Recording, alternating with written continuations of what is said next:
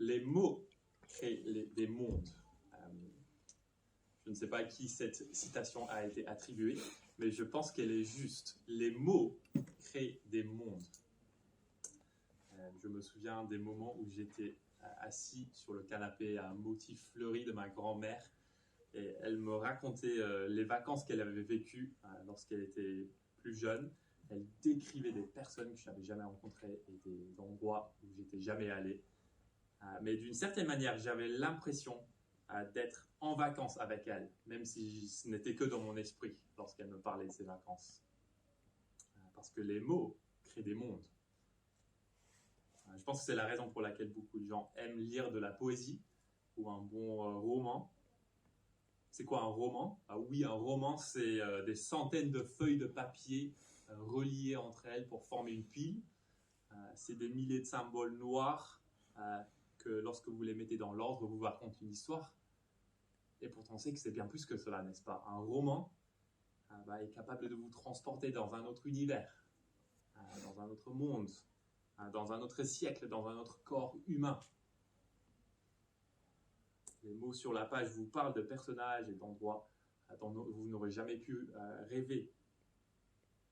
Je me souviens également d'un poème que mes parents m'ont lu quand j'étais petit. Le poème parle d'un garçon qui ne marchait jamais sur les espaces entre les pavés du trottoir. Pourquoi? Parce qu'il pensait que les ours qui vivaient sous les pavés mangeraient toute personne qui marchait sur les espaces. Et j'y ai cru. J'y ai cru. Parce que les mots créent des mondes. Et toutes nos tentatives de créativité littéraire font pâle figure à côté du Créateur lui-même. On le sait, n'est-ce pas? Dieu a créé l'univers. Comment? En parlant. Il a dit des mots. Sujet, verbe, objet. Il a parlé et les galaxies sont nées. Il ouvre sa bouche, pour ainsi dire, et les continents sortent de l'océan. Et lorsque Jésus arrive sur terre et Jean déclare la parole s'est faite homme, s'est faite chair, elle a habité parmi nous. Mais ça signifie quoi? Un nouveau monde est arrivé. Jésus a démarré la nouvelle création. Les mots créent des mondes. Mais ils peuvent également les détruire. Le patron qui vous annonce que vous êtes licencié, la remarque blessante d'un membre de la famille qui met des années à cicatriser, les fausses rumeurs qui détruisent la réputation de quelqu'un, la critique personnelle qui vous fait remettre en question toute votre identité, le mensonge systématique qui fait que vous ne pouvez plus jamais faire confiance à un ami, le harcèlement sur les réseaux sociaux qui fait que vous ne pouvez pas sortir de votre lit le matin de peur d'aller à l'école, le silence de vos parents qui ne vous ont jamais encouragé dans ce que vous faites. C'est un peu triste, mais cette semaine, j'ai lu l'histoire d'une femme aux États-Unis qui s'est suicidée. Et elle a laissé une note dans son appartement qui n'avait que 3 mots. Ils ont dit. Selon les statistiques, les gens parlent entre 6 000 mots et 16 000 mots par jour. Et cette prédication, 4 000 mots. Donc voilà, j'ai déjà dit 2 tiers de mes mots. J'aurais dit 2 tiers de mes mots aujourd'hui dans cette prédication. Mais nous vivons dans un monde où nous pensons que tout le monde a le droit, même le devoir, d'écouter ce que nous disons. Les podcasts, les chaînes YouTube, les réseaux sociaux. Mais il semble que le monde ait oublié ce que Salomon a dit il y a longtemps dans le livre des Proverbes. Proverbe 18, 21, la langue a pouvoir de vie et de mort. Ceux qui aiment parler en goûteront les fruits. La langue a pouvoir de vie et de mort. La langue. Vous avez vu que c'est le sujet que Jacques traite dans ce passage qu'on va voir aujourd'hui. Mais pourquoi? Pourquoi est-ce qu'il parle de la langue? Pourquoi est-ce que Jacques s'intéresse à nos mots? On sait que Jacques est un livre très pratique. On l'a vu plusieurs fois maintenant. Jacques, il veut qu'on ait la foi et les bonnes œuvres. Il veut qu'on écoute la parole et qu'on la mette en pratique. Alors pourquoi est-ce qu'il s'arrête ici au chapitre 3 pour parler de la langue? La réponse courte ce matin, c'est que la façon dont on utilise notre langue révèle l'état de notre cœur. La façon dont on utilise notre langue révèle l'état de notre cœur. Et on a dit il y a quelques semaines que Jacques est notre médecin traitant. Il fait une IRM de notre vie chrétienne. Et le diagnostic, c'est quoi? C'est pas un rhume, c'est un cancer. Et le problème que Jacques a découvert, c'est le cancer d'un cœur partagé. Jacques, il cherche le perfectionnement de ses lecteurs. Il cherche la foi, la vraie. Il cherche la foi qui œuvre, la foi qui se manifeste par des bonnes œuvres, un dévouement total envers Dieu en fixant les regards sur notre glorieux Seigneur Jésus-Christ. Et pourtant, on l'a vu, il sait que ses frères et sœurs bien-aimés vivent chacun comme des chrétiens et des non-chrétiens en même temps. Leur caractère est divisé, fissuré, cassé, tant au niveau individuel qu'au niveau collectif. Et si la maladie n'est pas traitée, elle sera fatale. Une question que je me suis posée en préparant cette série sur Jacques, c'est comment savoir si moi je suis un chrétien qui a le cœur partagé? Parce que je me dis, est-ce que je suis si mauvais que ça? J'essaye de vivre en tant que chrétien. Je lis ma Bible, j'aime bien mes amis chrétiens. Je travaille pour une église. Alors Jacques me répond, on va regarder ta langue. On va écouter ce qui sort de ta bouche. Jacques sait, il est impossible de voir dans mon cœur, mais il est tout à fait possible d'entendre ce qui sort de ma bouche. Si vous voyez le verset 9 et 10 de notre passage, par elle, par la langue, nous bénissons Dieu notre Père, et par elle nous maudissons les hommes faits à l'image de Dieu. De la même bouche sortent la bénédiction et la malédiction. Alors Jacques, il entend ce que je dis, et il sait que j'ai le cœur double, un cœur double. Je bénis Dieu et je maudis mon frère. Et Jacques a dit au verset 2 aussi, vous voyez le verset 2, que la personne qui sait maîtriser sa langue a atteint la perfection. Verset 2, en effet, nous trébuchons tous de bien des manières. Si quelqu'un ne trébuche pas en parole, c'est un homme mûr, le mot est parfait, capable de tenir tout son corps en bride. Alors moi, je sais que ce n'est pas le cas pour moi. Je mens, je critique, je murmure, j'exagère. Et Jacques nous dit au verset 10, « Mes frères et sœurs, il ne faut pas que tel soit le cas. » Alors les amis, si Jacques a raison ce matin, que ce qui sort de notre bouche révèle l'état de notre cœur, ça veut dire qu'on est tous atteints d'une maladie très très grave. Désolé de vous le dire, mais on est tous atteints d'une maladie très très grave. Et ce que Jacques nous propose de voir ce matin, ce sont 3 caractéristiques de notre langue. Et Jacques, il brosse une sorte de tableau impressionniste de notre langue pour qu'on voit bien le danger qui existe en nous et pour qu'on puisse appliquer le remède de cheval de l'évangile. Ça, c'est le but de Jacques. Jacques, on a dit qu'il est notre médecin traitant, il est aussi notre dentiste. Et il nous dit, tirez la langue, faites « ah » et on va regarder ce qui est dans la bouche. Qu'est-ce que nous voyons? Alors, première caractéristique ce matin, notre langue définit la direction de toute notre vie. Notre langue définit la direction de toute notre vie. On va lire les versets 2 à 5. Si quelqu'un ne trébuche pas en parole, c'est un homme parfait ou mûr, capable de tenir tout son corps en bride. Quand nous mettons le mors dans la bouche des chevaux pour qu'ils nous obéissent, nous dirigeons ainsi leur corps tout entier. Vous voyez aussi les bateaux, même très grands et poussés par des vents impétueux, qui sont conduits par un tout petit gouvernail, là où le pilote le veut. De même, la langue est un petit membre, et elle peut se vanter de grandes choses. Votre langue mesure probablement environ 8 cm de long. Ça, c'est pas très grand par rapport au reste du corps. Et pourtant, selon Jacques, ici dans ces versets, notre langue est en quelque sorte le muscle le plus puissant de tout notre corps. Elle a un pouvoir disproportionné par rapport à sa petite taille.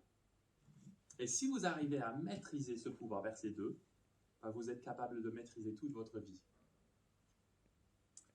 Mais malheureusement, Jacques, il sait que nous trébuchons tous de bien des manières, ce qui fait que personne n'est capable de tenir tout son corps en bride.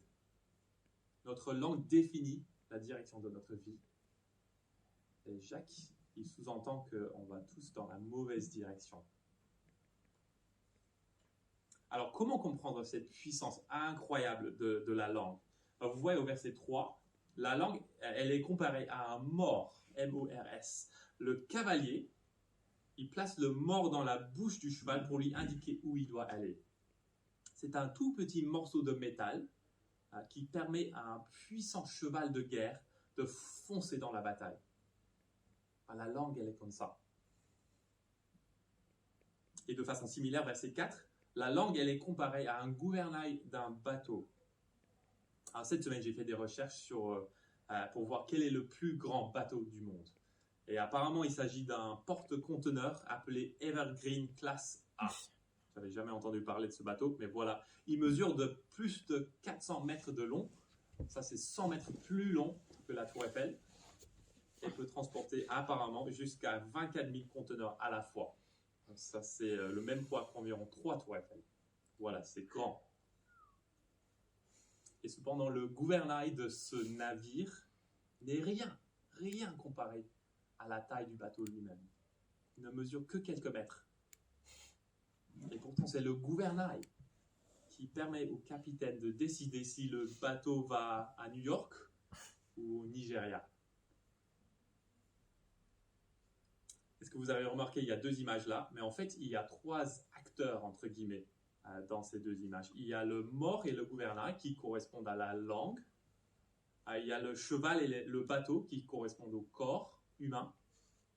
Et puis, il y a le cavalier et le pilote qui correspondent au désir du cœur, là où le pilote le veut. Donc, c'est le cavalier, le pilote décide où ils veulent aller. Il contrôle le mors, le gouvernail, pour faire avancer le cheval ou le bateau dans une certaine direction. Et il en va de même pour la langue. Les désirs du cœur sont orientés dans une certaine direction. Et c'est les désirs du cœur qui font parler la langue. Et donc la langue définit toute la direction de la vie de la personne qui parle. Et du coup, ce que Jacques dit est en fait un peu effrayant. La langue est un petit membre, verset 5, mais elle peut se vanter de grandes choses. Oui, mais ce ne sont que des mots. J'ai jamais tué personne. Mais Jacques nous dit, selon lui, la façon dont je parle de mes expériences, de mes réussites, de mes échecs, la façon dont je me présente sur les réseaux sociaux, la façon dont je parle aux autres quand je suis avec eux, la façon dont je parle des autres derrière leur dos, tout cela révèle l'orientation de ma vie. Si je vais à New York ou au Nigeria, spirituellement parlant. Et j'imagine que vous avez vu, je vous promets qu'il suffit d'aller sur les réseaux sociaux ou de voir la section des commentaires sur YouTube pour voir qu'il y a des chrétiens qui croient qu'ils vont au ciel, mais qui parlent comme s'ils vont en enfer. Notre langue définit la direction, toute la direction de notre vie. Deuxième caractéristique, notre langue détruit tout sur son passage. Notre langue détruit tout sur son passage. Alors, si on prend les versets 3 à 4 isolément, elles sont en fait ni positives ni négatives, c'est juste des images. Jacques, il veut simplement souligner le pouvoir de la langue qui est disproportionné par rapport à sa taille. Ça, c'est le but de Jacques dans les versets 3 à 4. Mais au verset 5 à 8, Jacques, il va beaucoup plus loin. Oui, la langue est petite, oui, la langue est puissante, mais elle est aussi dangereuse et destructrice. Cette petite langue détruit tout sur son passage. Et ces versets sont comme un cauchemar, où on passe d'une image terrifiante à une autre. Verset 5, voyez comme un petit feu peut embraser une grande forêt. La langue aussi est un feu. C'est le monde de la méchanceté. La langue, elle est comme une étincelle. C'est comme une famille qui décide de faire un barbecue dans une forêt sèche en Californie. Ça, c'est l'image qu'on a employée il y a quelques semaines. Il suffit qu'un charbon brûlant tombe sur les feuilles sèches pour qu'un brasier se déclare.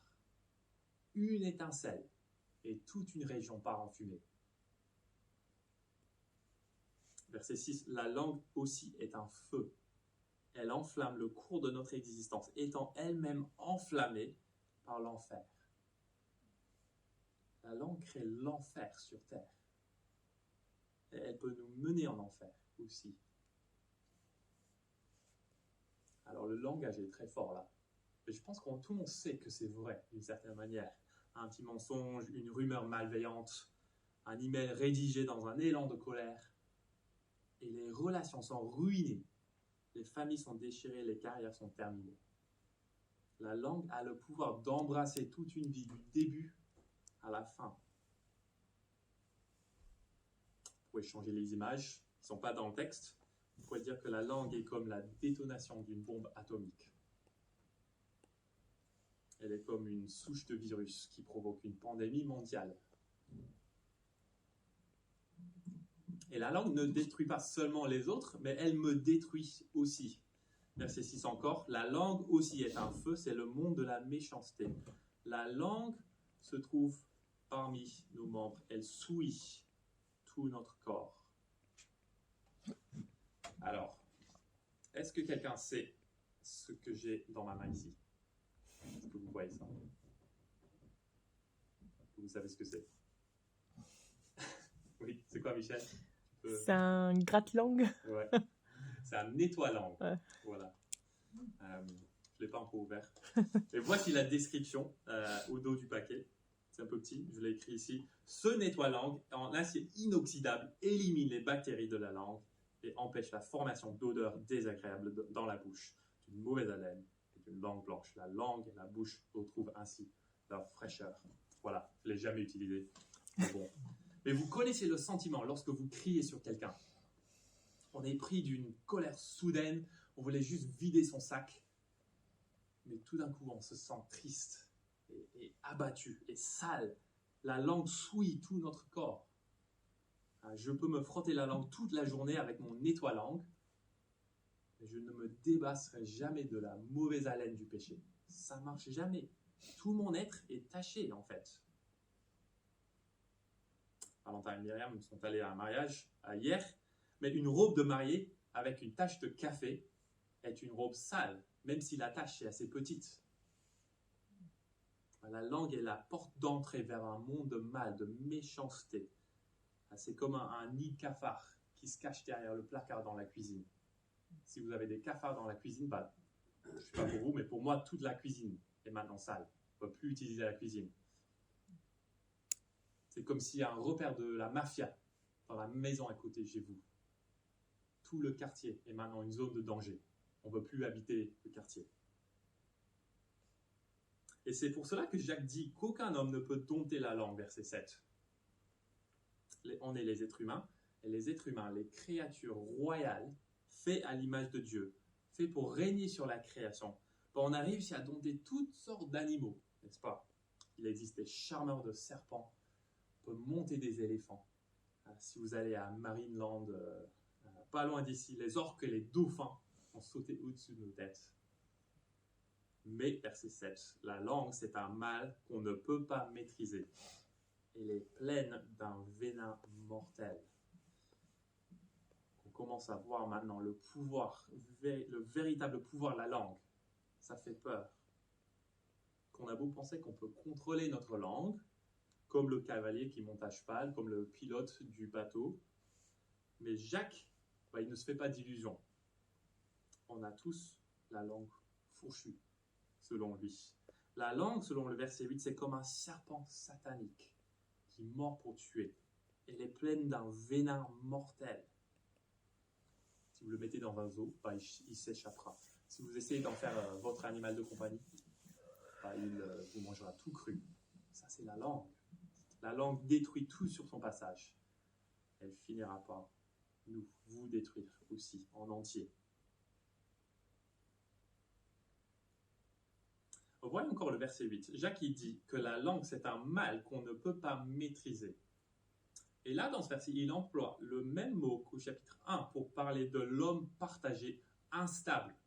Le mot instable correspond à on ne peut pas maîtriser dans toute sa conduite. Et je pense que le lien entre ces deux versets est important pour nous. Parce que jusque-là, Jacques, il a présupposé que là où va la langue, le corps va suivre, n'est-ce pas? Et maintenant, on arrive au verset 9 à 12. Et c'est le crescendo de ce passage. Et Jacques, il explicite le lien entre la langue et le cœur. C'est notre troisième caractéristique. Notre langue dévoile tout ce qui est dans le cœur. Notre langue dévoile tout ce qui est dans le cœur. Verset 9. Par elle, nous bénissons notre Dieu, Dieu notre Père, et par elle, nous maudissons les hommes faits à l'image de Dieu. De la même bouche sortent la bénédiction et la malédiction. Mes frères et sœurs, il ne faut pas que tel soit le cas. Une source fait-elle jaillir par la même ouverture de l'eau douce et de l'eau amère? Un figuier, mes frères et sœurs, peut-il produire des olives ou une vigne des figues? Aucune source ne peut produire de l'eau salée et de l'eau douce. Vous voyez l'argument de Jacques qui est en fait très simple ici. Vous écoutez de la musique chrétienne dans la voiture un instant, et ensuite, vous injuriez le conducteur qui vient de vous couper la route. Et là, Jacques nous dit, il y a un problème. Tout comme une fontaine d'eau ne doit pas produire de l'eau de mer, ou un figuier ne doit pas produire des olives, le chrétien ne doit pas avoir une double langue. Quelqu'un a dit que la langue est comme l'ambassadeur du cœur. Il y a un roi ou un président qui vit dans le cœur de chacun d'entre nous. Et ce roi, ce président, c'est le vrai vous. Mon cœur, il envoie des messages à ma bouche, à ma langue. Et lorsque je parle, je montre au monde qui est le roi qui vit à l'intérieur de moi. Alors, c'est qui le vrai toi? C'est qui le vrai toi? Essaye de penser à toutes les conversations que tu as eues pendant les 2 derniers jours. Essaye maintenant de penser à tous les dialogues internes qui se sont passés dans ta tête depuis vendredi soir. Qu'est-ce qui se passe dans le royaume de ton cœur? Je vous donne quelques exemples. Tu te plaignes souvent de ton travail. Oui, mais mes collègues me tapent sur les nerfs, c'est frustrant. La langue révèle ce qui est dans le cœur. Tu cries souvent sur tes enfants. Oui, mais je suis toujours fatigué, je suis toujours éclaté à la fin de la journée. Mais la langue révèle ce qui est dans le cœur. Tu parles toujours de tes propres projets, de tes vacances, de tes ambitions, mais tu ne t'intéresses jamais à ce que font les autres. Jacques nous dit, la langue révèle ce qui est dans le cœur. Je me souviens de l'époque où j'allais à l'église à Londres, il y a quelques années maintenant, et je travaillais à temps plein pour l'église, et l'une de mes responsabilités dans cette église, c'était de veiller à ce que le culte, le rassemblement du soir se déroule bien. C'était une rencontre de dimanche soir, et d'ailleurs, on me demandait souvent de faire des retours constructifs lors de la réunion du staff le mardi après-midi. Et le dimanche soir, il y a eu toujours des problèmes. Le PowerPoint ne fonctionnait pas, l'équipe d'accueil était en retard, les illustrations du sermon n'étaient pas accrocheuses, la musique était un peu bof, etc., etc. Et à la fin de la soirée, on prenait le bus avec Johanna et on discutait un peu de tout ce qui s'est passé, on parlait de ces choses en attendant le bus. Et moi, j'étais souvent un peu frustré et je voulais vider mon sac et j'espérais qu'elle m'écoutait et qu'elle serait d'accord avec moi. Et Johanna, elle est très patiente, elle a écouté et puis elle a ensuite proposé un point de vue un peu différent du mien. Moi, je croyais être analytique, je croyais pouvoir rendre l'église plus efficace. Et puis un jour, j'ai compris. Mais ma langue critique n'était que le fruit de mon cœur critique. Je pensais que je pouvais diriger l'église mieux que les anciens, que les pasteurs de l'église. En fait, je définissais ma vie chrétienne en fonction de mon service dans l'église. J'avais une bonne doctrine, j'aimais la prédication textuelle suivie. Mais j'avais complètement oublié ce que Jacques dit un peu plus tôt dans cette lettre, verset 26 du chapitre 1. Si quelqu'un croit être religieux, alors qu'il ne tient pas sa langue en bride, mais trompe son propre cœur, sa religion est sans valeur. Alors ma langue critique a révélé mon cœur orgueilleux. C'était évident pour moi. Alors Jacques veut nous persuader que nos mots révèlent l'état de notre cœur. Jacques écrit le chapitre 3 pour nous convaincre de notre péché. Et il montre ce tableau cauchemardesque de la langue et il nous dit ça, c'est vous. Vous êtes instables dans votre foi. Vous êtes des hommes et des femmes partagés. Et il nous dit, verset 10, mes frères et sœurs, il ne faut pas que tel soit le cas. Je ne sais pas pour vous, ça fait un peu de mal, n'est-ce pas, d'entendre ça. C'est difficile à entendre. Alors pour terminer, je vous propose de dézoomer un peu de ce passage pour en tirer 3 applications pratiques. Qu'est-ce qu'on en fait de ce texte? 3 choses. D'abord, amenez votre cœur à Dieu. Amenez votre cœur à Dieu. Et je ne saurais trop insister sur cette première application. Donc écoutez bien, le but de ce passage n'est pas de nous pousser à maîtriser notre langue. Ça, c'est pas le but. Je répète, le but de ce passage n'est pas de nous pousser à maîtriser notre langue. Pourquoi? Parce que c'est humainement impossible. On l'a vu. C'est comme si on essayait d'éteindre un feu de forêt avec un pistolet à eau. C'est comme si on essayait d'éliminer un cancer avec ça. On n'y arrivera jamais. Impossible. Alors, c'est quoi la solution? Amenez votre cœur à Dieu. Repentez-vous. Admettez que vous avez un problème de langue qui dévoile un problème de cœur. Alors, je triche un peu parce qu'on va voir ça plus en détail la semaine prochaine. Mais chapitre 4, verset 4, Jacques dit ceci. Adultères que vous êtes, ne savez-vous pas que l'amour pour le monde est synonyme de haine contre Dieu? Celui donc qui veut être l'ami du monde se fait l'ennemi de Dieu. Et puis verset 8 du chapitre 4, il dit ceci. Approchez-vous de Dieu et il s'approchera de vous. Nettoyez vos mains, pécheurs. Purifiez votre cœur, hommes partagés. Je veux qu'on soit plus les ennemis, ses ennemis en étant les amis du monde. Il veut qu'on soit ses amis, comme Abraham. On l'a vu la semaine dernière. Abraham était ami de Dieu. Parce que notre foi doit se manifester par des bonnes œuvres. Les œuvres principales du croyant, c'est quoi? Directement après le chapitre 2, il parle de la langue. Donc l'œuvre principale du croyant, c'est sa façon de parler.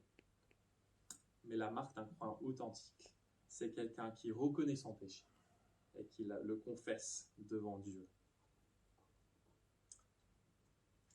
Et vous savez que la bonne nouvelle, c'est que Dieu n'est pas menacé par notre péché. Dieu seul peut éteindre le feu qui est en nous.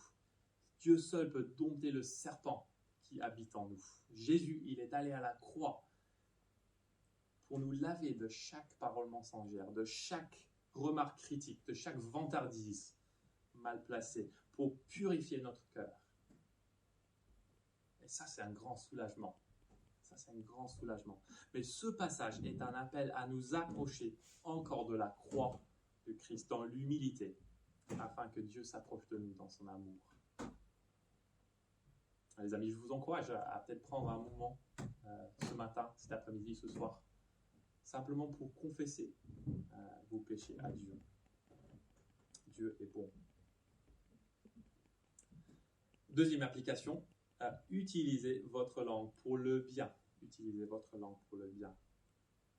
Si Jacques dit au verset 10, mes frères et sœurs, il ne faut pas que tel soit le cas, il ne le dit pas juste parce que le péché est mauvais. Il ne le dit pas simplement parce que nos mots peuvent blesser les autres, même si tout ça c'est vrai. Ce que Jacques veut dire dans ce verset, à mon avis, c'est un cœur partagé est une anomalie chrétienne. Ça ne doit pas exister. Un cœur régénéré ne doit produire qu'un seul type de fruit. Donc un chrétien qui ment ou un chrétien qui critique tout le temps est comme par exemple un robinet qui produit de l'acide nitrique. Un chrétien dont la langue produit trop d'acide nitrique au lieu d'eau douce, on sait qu'il y a un problème.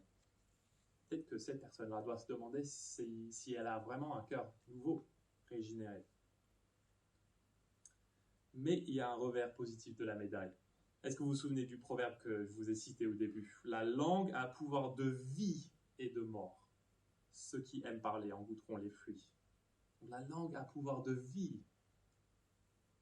Et grâce au nouveau cœur que Jésus nous donne, je pense qu'on peut dire que les chrétiens peuvent créer des mondes par des mots qu'on parle.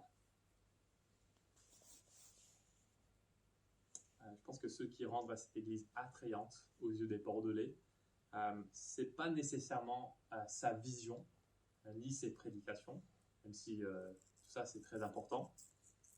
Je pense que ceux qui rendent à cette église attrayante aux yeux des Bordelais, ça va être sa culture. Donc je vous donne 2 exemples de comment on peut mettre en place une culture d'église qui commence par notre bouche. Imaginez le type de culture qu'on pourrait avoir dans cette église si nous utilisions notre langue ou nos langues pour nous encourager les uns les autres. L'encouragement. Vous savez que la plupart des divisions dans les églises commencent par les péchés de langue, les commérages, les calomnies, les mensonges. Mais imaginez si on était intentionnel dans notre façon d'encourager les autres. Donc être intentionnel les uns envers les autres. Merci d'être venu pour préparer le café si tôt. Ça nous a fait tellement du bien. Merci. Ou tu es très doué pour l'enseignement des enfants. On est juste ravis que tu sois là dans cette église pour nous servir de cette manière. Ou je me réjouis de voir ta patience face à cette épreuve. Ça me donne de l'espérance lorsque je passe par des difficultés. Voilà, c'est juste des exemples. Et oui, on aura des moments où ce sera utile de se faire des retours constructifs, mais ne sous-estimez pas le pouvoir de l'encouragement. J'aime trop ce proverbe 12, 25. Le souci au fond du cœur déprime un homme. Et une parole d'encouragement lui rend la joie. C'est vrai, n'est-ce pas? Imaginez aussi le type de culture qu'on pourrait créer si on parlait intentionnellement de l'évangile. Encouragement, évangile maintenant. Vous savez comment ça se passe, la rencontre se termine et vous vous retrouvez à discuter avec quelqu'un autour d'un café après et vous parlez de quoi? La météo, les vacances, le pull du prédicateur. Oui, on veut que notre culture d'église soit naturelle et organique. Mais pourquoi est-ce que nous avons tant du mal à parler de notre Sauveur et de sa parole sur lesquelles nous avons décidé de fonder toute notre vie? Ça ne nous vient pas naturellement. C'est difficile, n'est-ce pas? Alors, je pense qu'on a à peu près 1 heure avant et après la rencontre du dimanche matin. Les amis, je vous encourage vivement à parler de Christ. Vous pouvez parler de ce que vous avez appris ce matin. Parce que Jacques, il nous demande d'accueillir la parole avec douceur qui a été plantée en nous et qui peut sauver notre âme. Du coup, je pense qu'une église qui chérit la Bible dans ce contexte-là va être une église qui parle de la Bible dans d'autres contextes aussi. C'est naturel, ça va sortir du cœur. Je pense que quand on commencera à faire ça, on va créer des mondes de beauté, de bonté. Et je parle pour moi, mais je sais que j'ai besoin de vous pour m'aider à mettre en pratique ces paroles. Donc, alors, on peut en parler. Vous avez l'autorisation de parler de la Bible. 3e et dernière application. Ne soyez pas nombreux à vouloir devenir des enseignants. Vous avez sûrement remarqué qu'on a sauté le verset 1, n'est-ce pas? Et en fait, le verset 1, c'est la rampe de lancement de tout le chapitre 3. Un enseignant, c'est quelqu'un dont le travail repose sur les mots. Alors, si notre langue définit la direction de notre vie, si elle détruit tout sur son passage, si elle dévoile tout ce qui est dans le cœur, alors, et c'est une petite surprise peut-être pour certains, Jacques nous dit qu'il ne faut pas de nombreux à vouloir enseigner dans l'Église. C'est frappant, n'est-ce pas? Dieu, il connaît tellement bien la tendance de notre cœur. Et il connaît également le besoin en France pour 1000 nouveaux pasteurs, si le nombre actuel d'églises évangéliques va rester le même. Mais selon Jacques, la France n'a pas besoin de plus de pasteurs. La France a besoin de plus de pasteurs qui vivront la puissance du cœur transformé en disant la vérité parfaite. Et c'est lorsque les pasteurs, les responsables de l'école du dimanche, les animateurs de groupes de maison et n'importe quel chrétien lambda, c'est quand ces personnes-là commenceront à parler la vérité, à utiliser leur bouche pour le bien éternel des autres. Je pense que c'est à ce moment-là que la ville de Bordeaux, la France, le monde, ne sera plus un monde de la méchanceté, comme Jacques le dit, verset 6, mais elle commencera à ressembler à un petit jardin d'Éden. Donc je pense qu'on peut prier que ce soit le cas. Je vous invite à prier maintenant avec moi.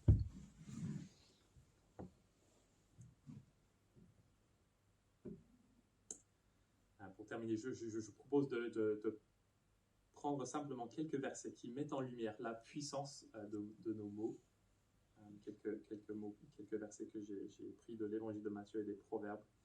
Et ce qu'on va faire, je vais les lire, je vais laisser quelques secondes de silence entre chacun pour que vous puissiez simplement réfléchir et admettre votre péché, notre péché devant Dieu. Et puis ensuite, on va chanter nos deux derniers chants qui nous rappellent comment Christ nous purifie de tout notre péché. Donc écoutez ces quelques versets. Matthieu 12, 36 à 37, c'est Jésus qui parle. « Je vous le dis, le jour du jugement, les hommes rendront compte de toute parole inutile qu'ils auront prononcée. En effet, d'après tes paroles, tu seras déclaré juste, et d'après tes paroles, tu seras condamné. »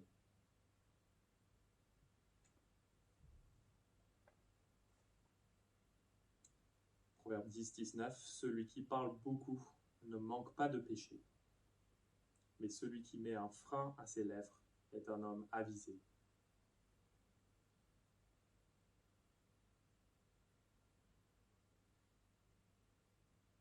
Proverbe 18, verset 13, « Celui qui répond avant d'avoir écouté fait un acte de folie et se couvre de honte. »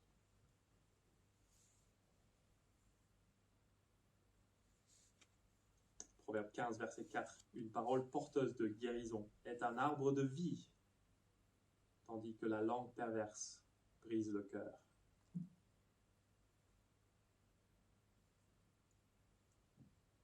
Proverbe 16, verset 24, « Les paroles agréables sont un rayon de miel, elles sont douces pour l'âme et porteuses de guérison pour le corps. »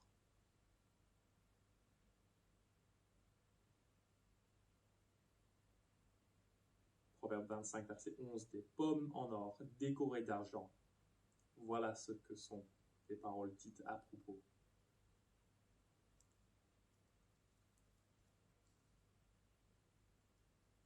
Amen. Je vous invite à vous lever et on va chanter nos deux derniers chants qui parlent justement de Jésus et sa mort à la croix qui nous purifie, qui nous lave de tous nos péchés. On peut se mettre